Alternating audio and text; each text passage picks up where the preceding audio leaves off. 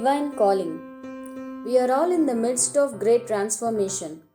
Many of us are awakening to signs and synchronicities that are manifesting in our lives, in our visions, and our dreams that we cannot explain, causing us to search for answers. For our conscious evolution, it is urgent and vital for all of us to finally understand that a feminine aspect of the divine is re-emerging into our collective consciousness, and by aligning ourselves, both men and women, with the feminine mysteries of divine creation, we can all contribute to liberating the world into the next phase of its spiritual evolution with the nurturing qualities of compassion, gentleness, and love. Tens of thousands of years ago, priestesses of the goddess were gathering in circles of 12 groups, and each group composed of 12 women, creating 144 to anchor the energy of peace and harmony, with the rose being the sacred symbol of the goddess. They were called the Sisterhood of the Rose and emerged under the guidance of the central race during Atlantean times. There is a goddess that belongs to the central race, Iona. She came to Atlantis and initiated 12 priestesses, gave them all mysteries for sacred goddess work, and these were transmitted by generations through mystery schools in Egypt, Crete, Sumeria, Rome, Cathars, Templars, 18th century Saint Germain, Lord Cagliostro, and many secret societies. This energy is now returning to women and men of all kinds with the guidance of the Pleiadians as the galactic wave of love enters the planet during this cosmic cycle. The Sisterhood of the Rose brings together all forms of the goddess and god energy into the highest aspects of the divine feminine, an energy that has been collectively lost for centuries and is now returning and reawakening our world through Sisterhood of the Rose groups around the planet. The goddess is no different than the heroic god in the ultimate goal, but rather gentler and more nurturing. The rose frequency is the magnificent embodiment of both these energies. We have chosen up to now, for various reasons, to focus on the goddess aspect of the rose, but the rose is both, and the heroic counterpart of god energy must also be urgently activated again, as it is the warrior which protects and supports divine life. The divine love and grace that pours out from the rose is the integration of the male and female energies. We are the same. We are one. We are two sides of the same coin. The energy of the goddess is very important for recreation and life to flourish in all realms.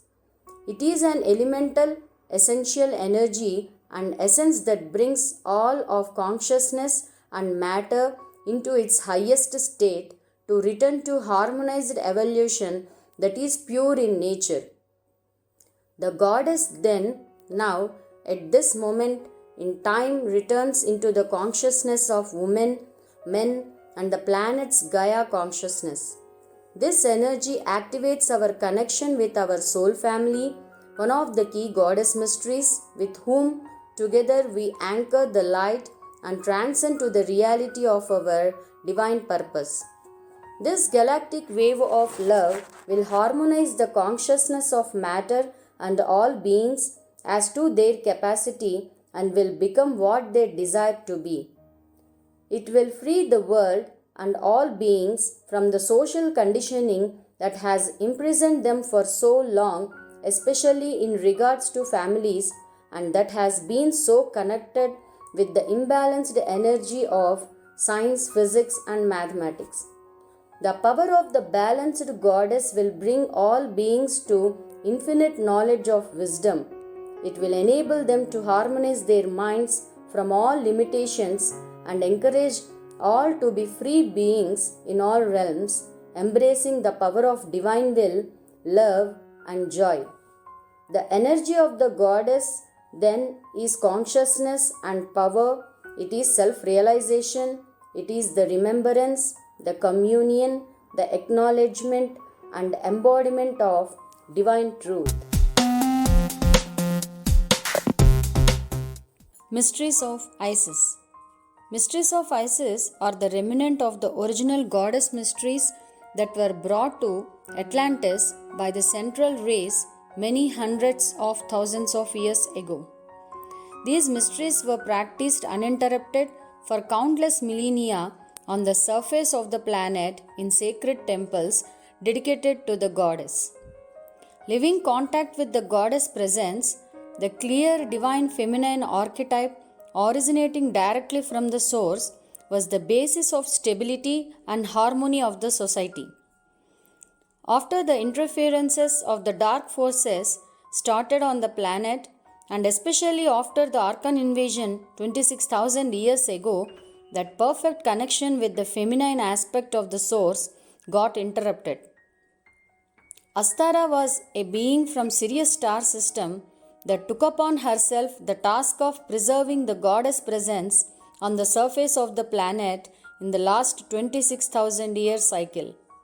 She was known as Aset to the Egyptians, Isis to the Greek, and that is the name that is most widely used now. Egyptian mystery schools tried to preserve the legacy of Atlantean mystery schools as pure as possible. Isis mysteries, as taught in the Egyptian and later Greco-Roman mystery schools, included the following. Number 1. The existence of divine plane of creation of pure love and light where no darkness can exist, and techniques to access that plane in your consciousness. Number 2. The immortality of the soul and the path to become that soul. Number 3. The protocol to avoid organs and reach the realms of light after death. Number 4.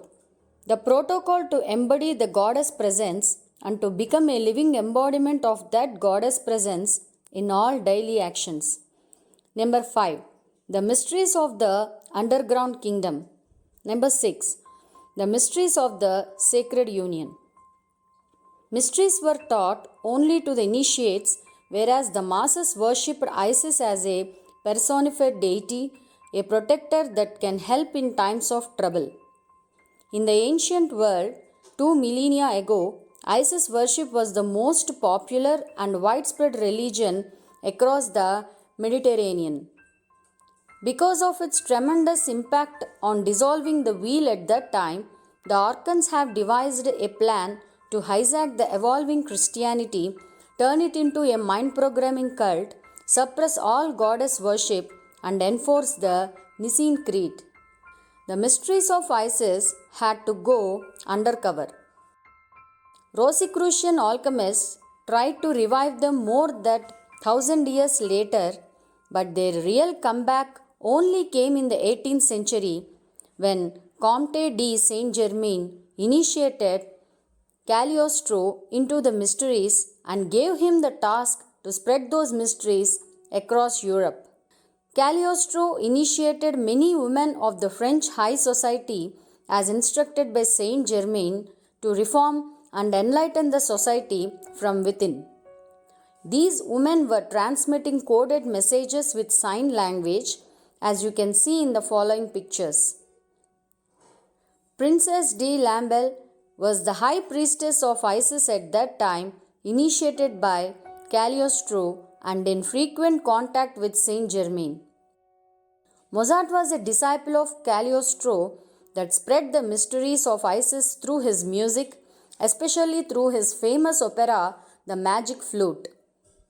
Christian Jack has written a series of books about Mozart and his connection to the mysteries of Isis that are much closer to the truth than it might appear.